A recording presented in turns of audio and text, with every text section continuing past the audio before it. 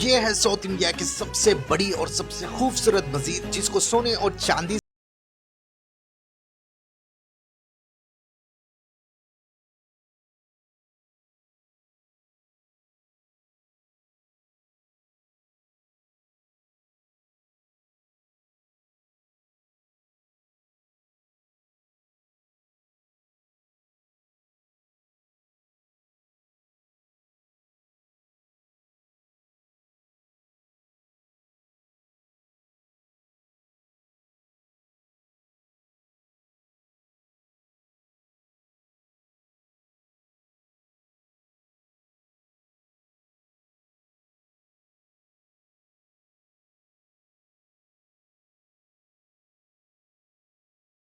1565 की, जब विजयनगर एम्पायर और दक्कन सल्तनत के बीच एक जबरदस्त जंग हुई थी जिसे बैटल ऑफ तलीकोटा भी कहा जाता है। और इस जंग में विजयनगर एम्पायर की बुरी तरह हार हुई थी और सुल्तान आदिल शाह ने इस आलीशान जंग के फतेह होने पर शुक्राने में इस आलीशान मस्जिद को तामीर करवाया था।